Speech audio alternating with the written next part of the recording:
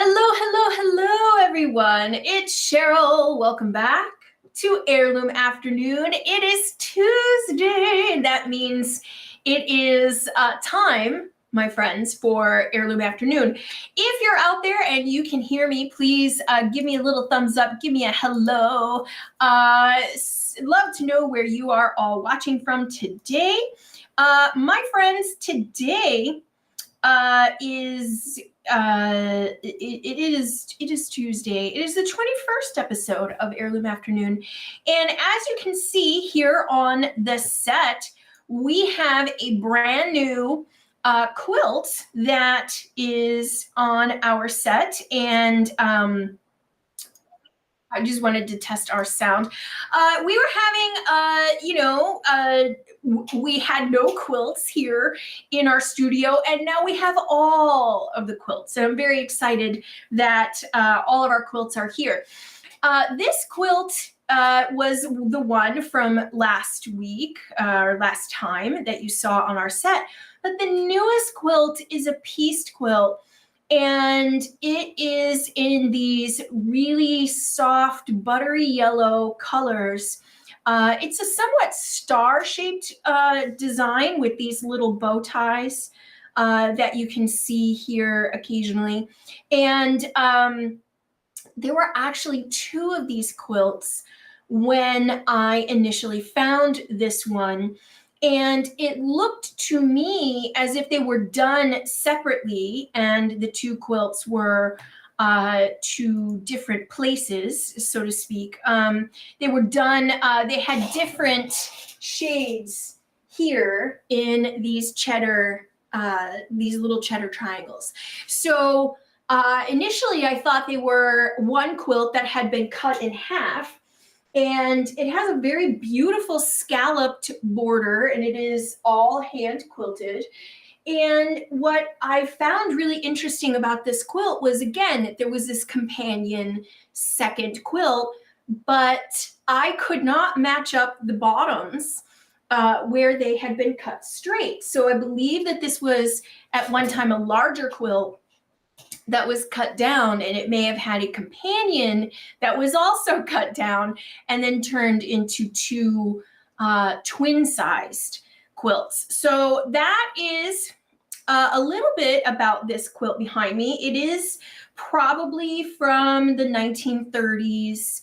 I don't believe it was earlier than that. And it has a border that is done, this binding is done in this like cheddar orange color, which I really, really love. So all of these quilts are back here in the studio, and that gives me an opportunity to be able to bring them out for Heirloom Afternoon and such. So I'm very excited about that.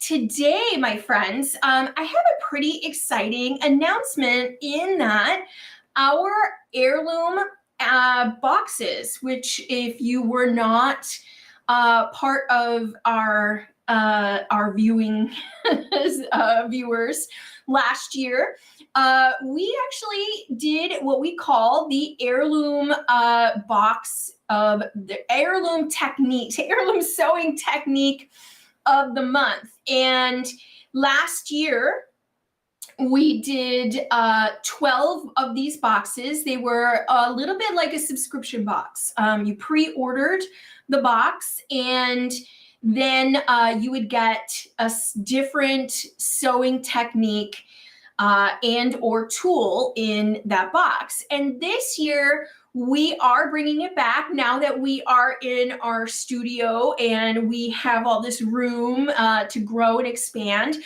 We're back to writing patterns and things like that.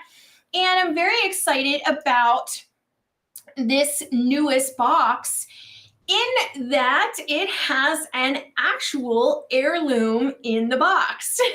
And what's really great about this one is that you will get not just our pincushion doll instructions. Again, if you remember, we did an episode on pincushion dolls, half dolls, they're often called as well. But you will get an actual pincushion doll, half doll from my actual collection. And so we are kicking off this year's box with this really cool feature that you'll be able to create a skirt for the half doll that you will get in the box. They will not all be this exact one. They will be random. And so that is part of the fun of the box, which I'm pretty excited about. And in this box, you're also going to get a pair of our skull scissors, which came out at the end of last year, and a pack of our heirloom needles. So the whole box is available right now. So you are able to get that box currently. So I'm very excited about the return of our pincushion doll patterns, and also the return of the heirloom box. And this is pretty exciting for us because we had such a great success with our previous heirloom boxes, and many of those patterns which we did release in the heirloom boxes in the past are now patterns that you can buy on our website. So again, very excited about where this is going to go, and you'll be able to create your very own pincushion doll skirt. The pattern, the doll, the scissors, the needle, and more are going to be included in this box. So pretty excited about that. I hope you are as excited about that as well. Today, we actually have a pretty neat tool that often you see on our set, has been on our old set and is part of our new set. And this is part of the irons that we had demoed previously. So these are not irons that you would have seen on the show. So I'm very excited to bring these into view. And we're actually going to test one and try it out today. So this, my friends, is what is called a hand fluter. So as you can see, there's two parts to the fluter, or flouter as it's often called. You can see I've got multiple layers here on my table because we're going to be heating this up. We're going to show you how this works. So you're not going to want to disappear on me. You have these grooves in which you take the top and you roll your fabric in between. So this fluter, or often sometimes called a flouter, depending on where you're from, these were used to make trims. They were used to pleat collars and cuffs, and also was a way for the average seamstress, the average home person, to be able to take this device and create those pleats and reset those pleats after laundering. And so this is just one type of flouter. There are many others that have this similar base, and they either will have this rocker style flouter, or they will even have a wheel that will roll across the plate. So these two different types are types of manual flouters. And so this is also a way to pleat fabric if you were going to create any kind of smocking or things like that. So this flouter or fluter would be one of the things that you could try. Now I'm going to talk a lot about this Geneva fluter, and if you can see here on the top, it says Geneva, Illinois. Now, for those of you who are not familiar with Illinois, and I am a lifelong Illinoisan. Geneva is a beautiful historic town, very much in the same vein here as Paducah, and it has a lot of beautiful,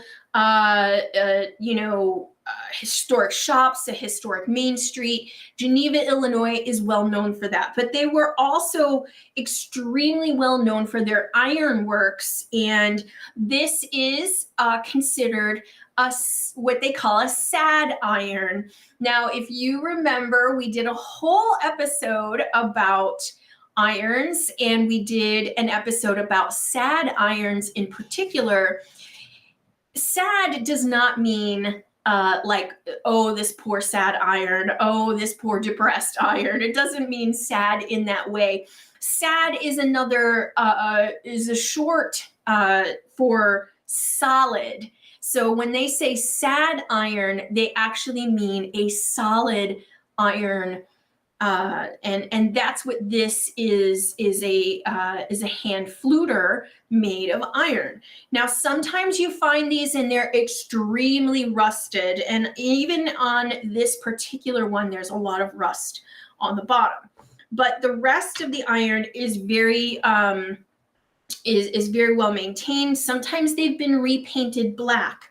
So you may find one occasionally that has been painted, and you will want to take extra care on any of those that you try for this technique. And again, I'm going to caution, I do say this sometimes here on Heirloom Afternoon.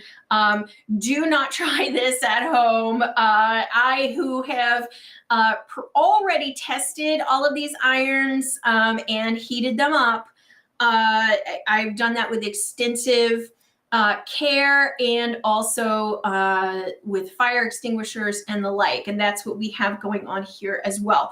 So I want you to understand that, if you do try this, try it outside.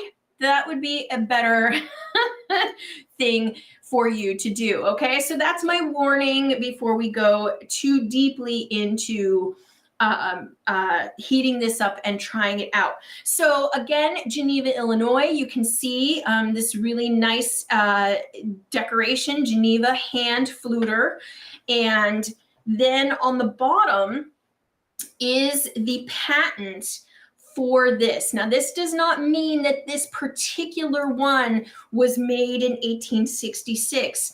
This means that this was patented by the Geneva Ironworks Company in 1866. So that is why they only have this particular style from the Geneva hand fluter.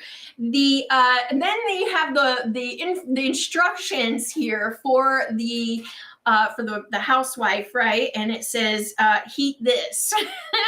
So you are supposed to heat both pieces when you heat this. So that is what is going to create our beautiful pleats. So I'm actually just going to set this aside for a moment because I have another fluter to show you, and that is this one. And this one here is a little bit different in that first glance, it looks like your typical standard, sad iron with a flat bottom. And you can see that this has been painted. This is paint chipping off of this. Okay, so this has been painted black. And if I were to lift this small wire, and sometimes you find these with or without the wire, and it opens up and you will see, surprise, you will see that this is also a flouter or a fluter. I will say that this handle here is not wood. This is an actual metal handle. And so there is a lot of heft here. These brackets, I guess you would call them, they are pretty interesting in that you would think that they would go the other way like the Fluter does, but it does not. And in this one, I'm just going to show you, this is cold, there's nothing here, right? But this is how you would press your pleats, and you would press them, and then you would keep moving it, and you would keep pressing, and so on. And so that is how this particular one would work. It does have some advantages in that as a tidy homeowner, you would not need an entirely separate device in order to do those pleats. It also would mean that your pleats could be done right at the edge of the flouter. So if you had a tiny cuff or a tiny small area attached to a garment, you wouldn't need to try to figure out how you were going to manage getting it underneath these teeth, right? So with this one, right, if you have your, let's put that back up, there we go. With this one, you would need to maneuver the edge of your fabric under there, and you're heating everything in order to get it done. So again, just a small difference in the set flouter, the one that does everything, the all-in, and then this all-in-one. Okay, so this all-in-one was a later model. It actually had been painted like a teal color at one point. I don't believe that it would have come in teal. And it's hard to say where this one came from. There's no identifying marks. There's no identifying manufacturer here, but you can find them. These sometimes, again, if you are looking at the right, at your antique stores and things like that, a lot of these have been relegated to doorstops and things like that. The sad iron, section, there'll be pots, pans, and things like that. Just always be on the lookout for one of these that has the additional bracket that you can open, and then the top is your pleater, your fluter. So I love that one, and it's here on the set usually all the time. But it's this Geneva fluter that we are going to heat up and use today. So we have a small selection of different fabrics, different material types, and things like that. And I've even got a really lovely piece of ribbon. Now, what does this look like, and what kinds of things would this have been used on? And it just was happenstance that normally you see this on my set. And this is one of the half dolls. And again, you can recreate this little lovely dress with your half doll pattern if you pick up this month's Heirloom box. But check out these ruffled pleats. And my friends, these are done with a fluter in order to get those perfect ruffly pleats. So this is the kind of thing that your fluter can do. And again, if you have this tucked into your collars, your cuffs, or whatever, right? And this part after washing does not ruffle back out, you could just put this back in to your fluter, and you could heat up that edge. I would do that if it were a little longer here. But as you can see, this is the type of ruffle that you can get from that flouter. So, and I vary between fluter and flouter as the name. I think fluters people think of people who play the flute, fluter.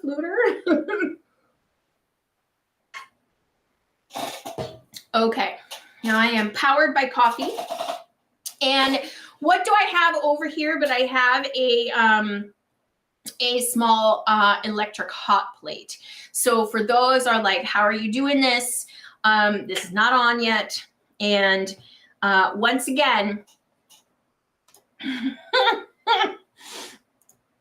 do not try this at home without some of your without some safety precautions. And I do have the oven mitt here, okay, because we will need to be grabbing this hot flouter piece. And I do have lots of protection here on my table, okay. I have not only just my ironing mat, but an actual this is cork, and so from a heat conduction standpoint, we're going to be trying to keep this as protected from our table as possible, right? Because you're taking this hot thing and putting hot things on it. And so, you know, again, I needed to be able to get my whole hand mitt on this. So having it a little bit elevated will be good. It's not on yet. I'm just, of course, teaching myself good habits by using this oven mitt. Now, can I tell you about this oven mitt? It's a Cuisinart. I just bought it at the store. But the last show that we did here, and I just I just have to tell you really quickly about what happened here in the show in the studio. I had the door shut. I had all the lights on, and as you know, in studios, you know, the lights are very warm, and same here, right? The lights are very warm, and the room got really warm, and the door expanded in the door frame, and I could not get out. Now, of course, I also have like this fancy manicure that I had just gotten, and I was a little worried about that. And to my rescue, the handy oven mitt allowed me to grab the door with enough grip to pull the door open and get me out of here. I had my phone with me. I called my husband, and do you know what he said to me? He's like, "What do you want me to do?" And I was like, you know what? He's right. How is he going to save me? Okay, so what I'm going to do is I'm going to plug in my my little guy here. Here we go. And he is plugged in. And we're going to turn this on. Now, I'm not going to turn it on a very high setting right away. I don't want to burn. I don't want to, like, you don't turn it all the way up. And this is what I had done previously when we did this in the show. We don't want to turn this on and turn it all the way up to like 100 and then, you know, boil this thing alive, right? So we're not trying to do that. We're trying to just gradually increase the heat, and it is getting warm. And I think the last time I did this, I don't think I put it up when I was doing the sad iron. So there's a whole sad iron episode. You know, I don't think I turned it up more than to 3. So we're going to let this get warm. You can see that I have the flouter on top of the plate. The plate is directly on the burner. At home, in the past, women would have taken their, they would have put this on their potbelly stove. Okay, so their iron would have been something that right along with their breakfast and after they're done cooking or they're making dinner, right? They have that hot stove ready. The fire is already going. And what they would do is they would take their typical sad irons and they would put that directly in the fireplace, or they would put this on the stove. And the phrase "too many irons in the fire" come from irons like this. Now I can start to smell the heating the iron here. So I'm going to move that out of the way, trying to give myself enough room here to operate. Because as we don't want to like just throw it onto something boiling hot. We want it to gradually heat. We don't want it to go from like super cold to very, very hot. That's usually a recipe for stuff that's bad. Now, here is another thing that you will want to keep in mind. You've got your plate here. You've got your heating pads, your pot, your warmer, or whatever you want to call these, your trivets. Okay, these I got at the store in a pack of 3. They're very easy.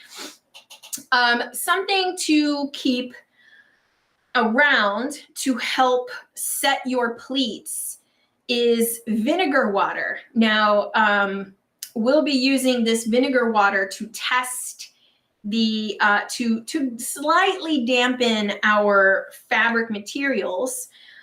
You can create essentially a press cloth out of this material, or out of vinegar water, and your ratio here is 2 parts water, 1 part vinegar. And so having this together, ready to go.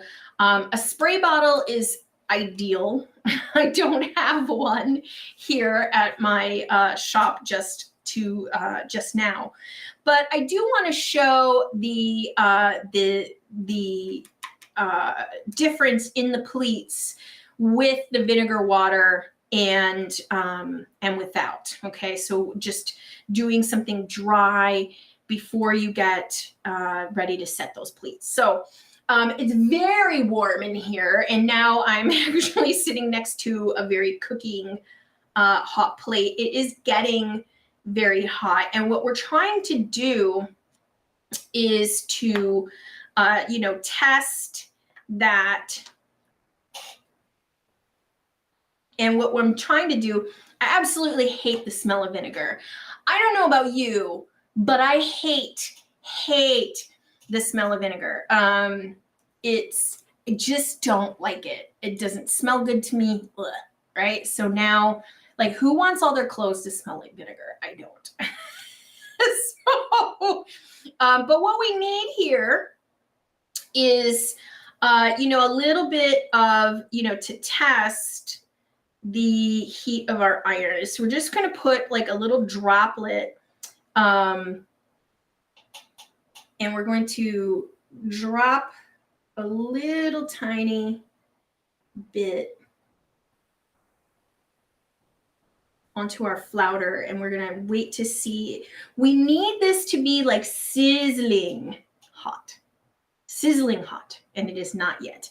All right, so again, we can't use our hand anymore. We must use our plate. We must use our mitt. Okay, we can't do this. So we're getting there. It's getting warmer. And I'm just going to turn it up just a smidge.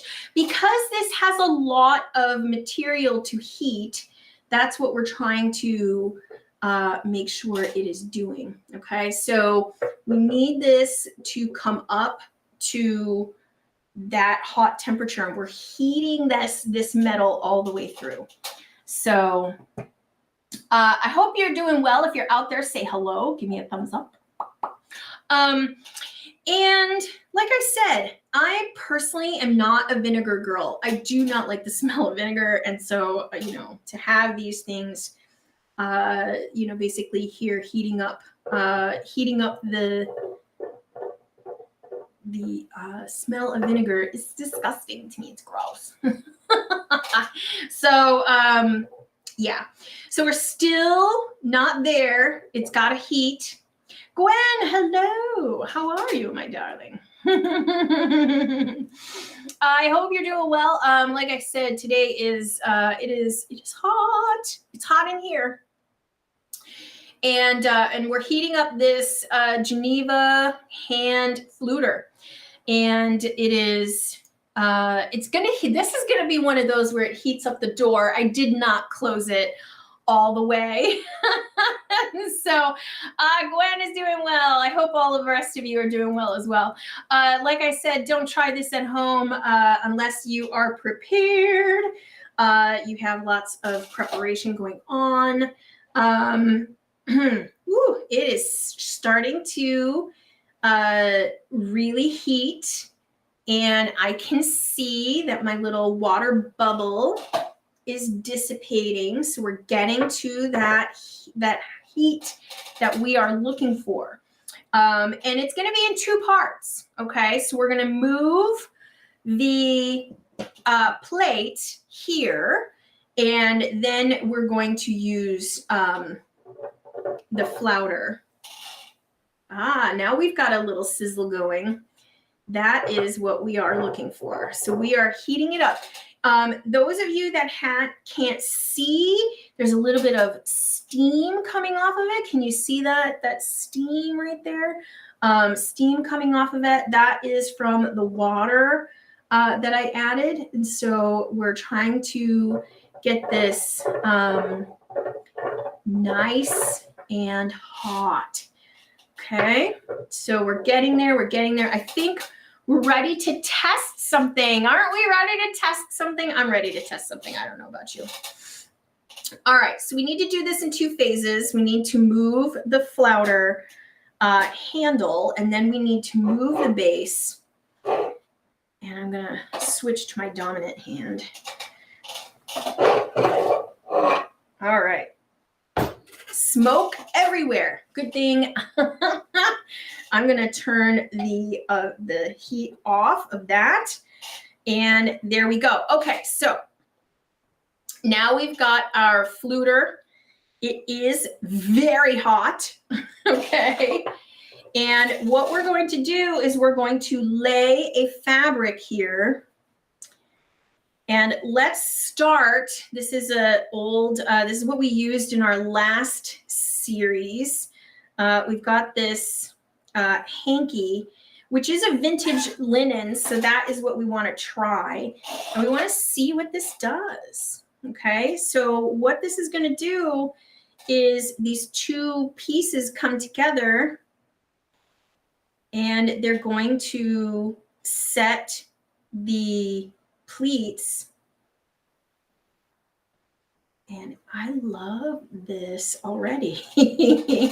Look at that. So you got some creases there. I'm just going to hold this up with my other hand. You can see that they're subtle pleats right here. Okay.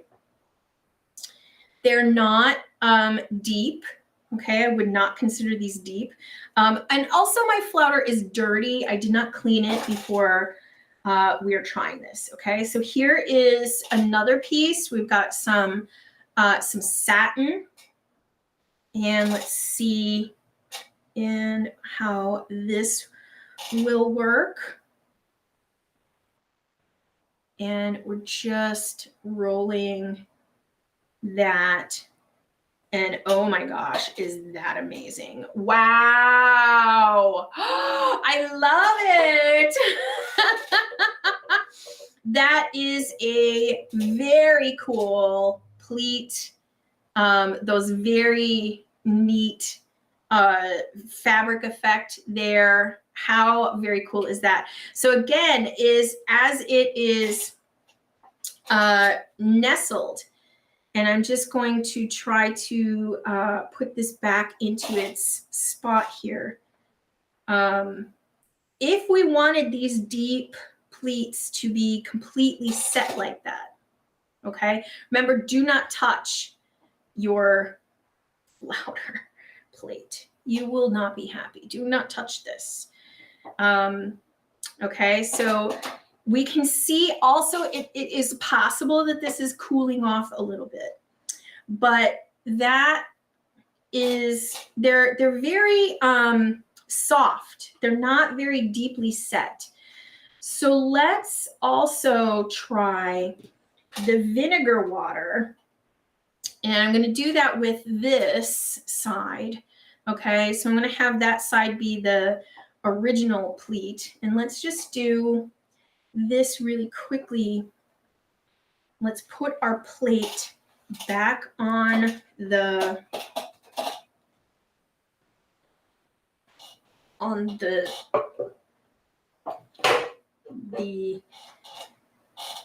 stove. We're going to put it back on and keep that nice and warm while we prep our fabric. So this fabric, this side, again, you can see those soft pleats there in the linen. This is like a cotton hanky. So let's just do this side, right? It's nice and wrinkly. And we're going to take our vinegar water and we're going to wet this fabric. Ugh, everything smells like vinegar now. I don't like the smell of vinegar. I really don't. So we're going to get this nice and moist, which I know is one of my friend's favorite words in the whole world. Ugh, gross. It smells like vinegar. Okay, so we've only wet the one side. And I'm actually going to wet a second fabric that we will use later as a press cloth, because while I'm getting this vinegar water everywhere, I might as well use it in order to do a press cloth. So we've got this like pink, hot pink fabric here, and we'll use this as a press cloth for some of our other fabrics. Now, this vinegar mixture is to help set the pleats more permanently. Okay, so we're just getting this cloth nice and damp. Ugh, gross. Some people like the smell of vinegar. It smells clean to them. Ugh, gross. It's just, it is not my favorite smell. It's just not my favorite. Okay, so now we've got our press cloth. So we've got a cloth here that is wet, damp, I should say. I'm going to put the mitt back on. We're going to get the Fluter base once again off. And then we're going to just turn we're safety, my friends. Okay, so now what I'm going to do is I'm going to press this. Now that it has, ooh, you can hear it sizzle.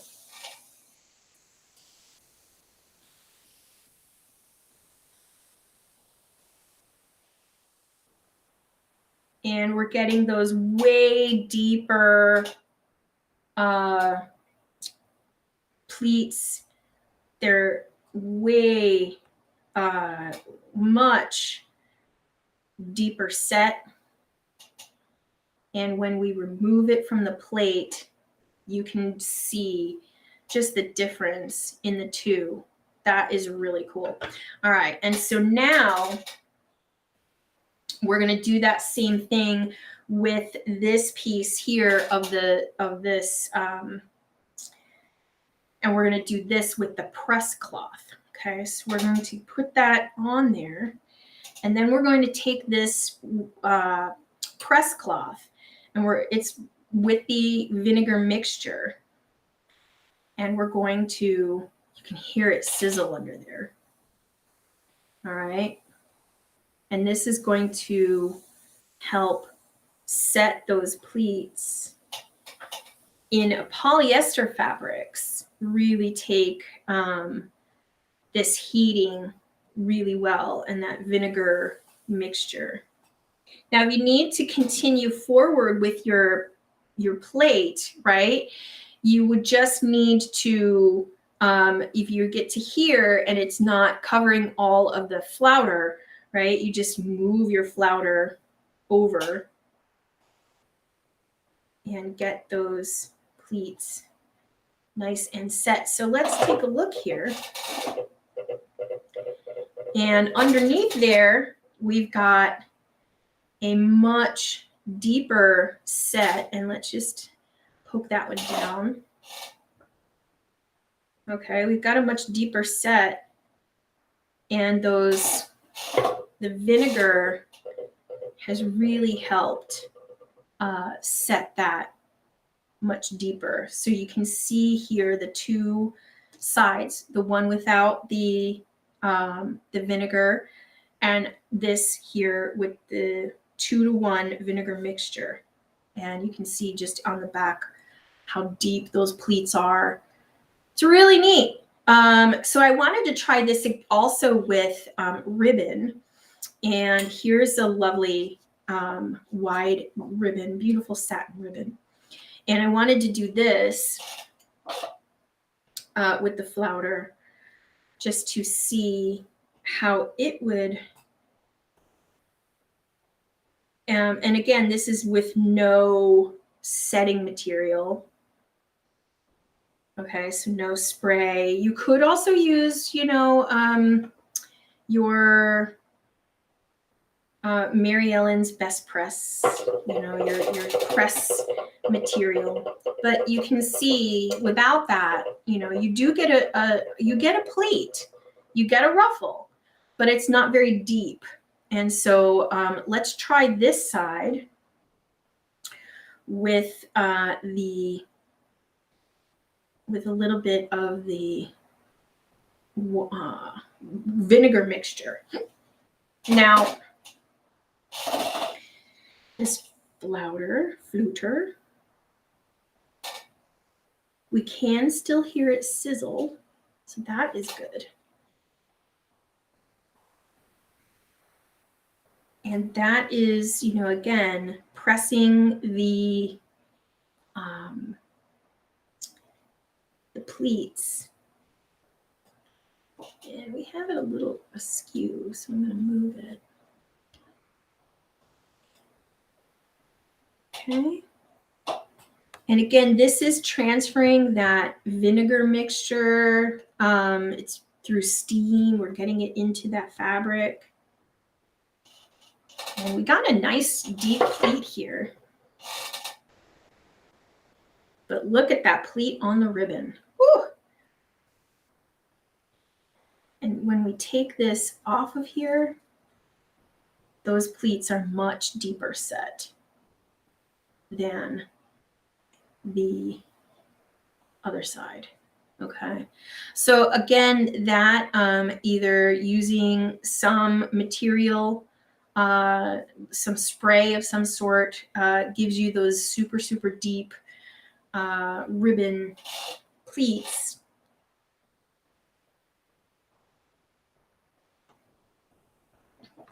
And of course, now that because I think the bottom is cooling off fairly quickly. So that's part of it. Okay, so you're getting a deeper set. I do have one other fabric I wanted to try, and that was this polyester velvet. Now, again, we should probably turn this up a little bit, turn the stove burner back on, and get our base heated up. Be very careful. You don't want to drop that in your lap. That would be terrible. Don't do it. So we're setting up both our flouter there on our little stove. And while we're waiting, like I said, the fabrics make a huge difference. The pleating of the, again, you can see just the difference in the dry pleating and the vinegar pleat, the vinegar mixture pleat. So again, you're getting, if you just want texture to your fabric, put waves back into your collars and cuffs. You don't need to have them be damp in any way. But if you want that crispy pleat, this is going to be, what you would have done with your, with just that little, either a spray bottle or a sprinkle bottle, or in this case, where we took just a whole fabric and dampened it with vinegar water. Gross. I know. Not the favorite. To me, it really it's just not. It's a very stinky material. Vinegar is just gross to me. But each their own. Some people love it. I do not. So your mileage may vary. If you have a nice smelling Mary Ellen's Best Press, you could and should try that. I feel like that would be.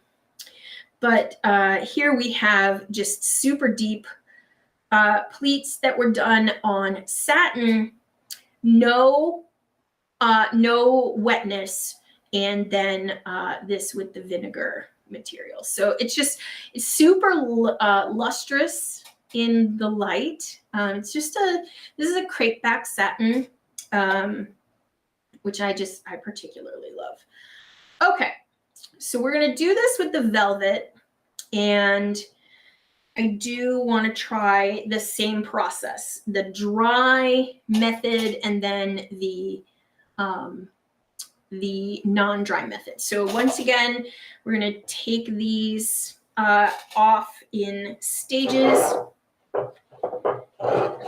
And one of the things I will say that's a very handy thing to have is a oven mitt with a grip. That really does help. Okay, so we're going to turn off our stove once again.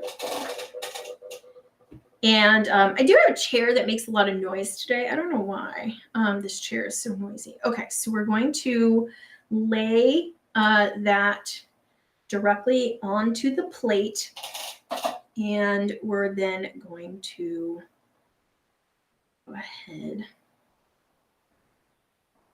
and pleat or flout.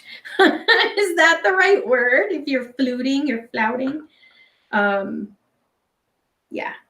there we go. And it is doing it, as you can see. But these fall out really quickly. So there's not a lot of staying power there, but we're going to try some with the pressing cloth. See what that does. And I'm just gonna give this a second. And again, it's really, this is one of those where the pressure of the flouter, the heat from the flouter sizzling, you can hear it sizzle. So that means that vinegar water is being steamed into the fabric. And you can see a little bit of that steam coming off of the fabric. Ooh, it's making that little sizzle. I love it. It's very warm in here. I'm going to need an outdoor break just to get some air. It's a beautiful day today in downtown Paducah. I hope you do come and see us when we open our shop. I'm very excited. All right, let's take a look under here. Oh, it also did not really, it's not very deep.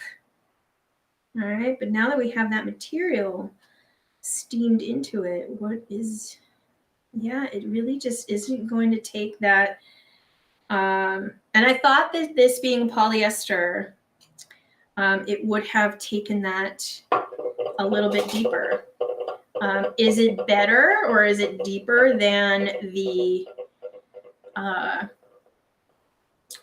non-material? And I would say no. I mean, it's still not.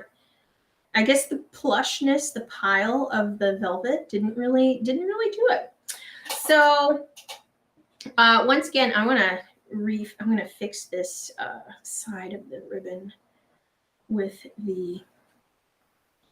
There we go. Let's put some pleats, the deep pleats, back in here.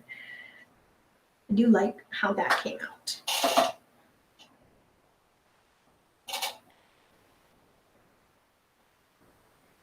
Anyway, I know that for those of you who are like, man, I don't know what this tool did or why, but you can kind of get a sense now of what it does and how it pleats. Oh, that one's a good one. Let's bring that one into focus here so you can see that. Look at that. Just nice deep pleats. And again, this is done with the iron, or with the ironing water with vinegar. So that's to help set those pleats. If you were running your stitches through here, right? You're going to take your, let's say, a needle like this one. This will obviously help as you are running this through. You know, you can use this to pick up just the tops, and that will, you know, as a stitch, right, is just helping you pick up just those top stitches. So again, from, you know, having the fabric pleated and doing this by hand, you're getting some beautiful even pleats that even, you know, come from the Fluter Dry, you know, if we just set that on there, okay? But you could also run this pleated fabric through your machine, and that is what was done here on this doll. You could see the pleats were, and the evenness of the pleats is how you can tell, right? So I think this is a pretty cool method, something for you to take a look at should you have one in your collection. Again, don't try this at home. I hope that you got something out of this one. I know I sure did. You know, that little experiment that we did, you know, with the different fabrics, that's going to be something that you're going to want to test really well. And again, just remember, we're so used to grabbing an iron with our bare hands. Don't do that with this. You know, we've got the two different styles of pleats that even came through on our little hanky here. So you can see the non-iron or the non-wet pleats, and also the ones with the ironing water. So these were the tools that our grandmothers used, the different special ironing waters and things like that. I have to admit, doesn't smell as bad as I thought it would. I, who cannot stand the smell of vinegar, ugh, gross. Yeah, I'm not finding it as offensive because it is watered down. If you're gonna try this at home and you have it in a bottle like this, where I have this little water bottle. I wrote on here that it was vinegar water because you do not want to accidentally drink that unless you really like the taste of vinegar. Gross. You know, it's one of those things where, you know, we have the pieces that we've ironed. We can see the difference, you know, in that. We can see the beautiful ribbon that we did with and without the ironing water. That was a really great thing to do. And then, of course, this really lovely piece of satin, which, you know, again, was the non-ironing water, and then the ironing water. You can see just the difference in the looseness of the pleats. So I think that this is all what Heirloom Afternoon is about, right? Is trying, learning a bit about what we were doing back then, and also getting a sense of what these did. I'm going to just unplug my little hot plate here so it can cool off. I hope you enjoyed this. Please, if you get a moment, to take a look for our new Heirloom Afternoon box. It is available for sale right now on our website. And of course, be sure to take a look for our new smocking book, which is in stock. And I will be traveling very soon, so I hope to see you on the road. My friends, I hope you had a wonderful day today, and I hope you have a fantastic week. Take care of yourselves, and I will see all of you next week. Take care. Bye.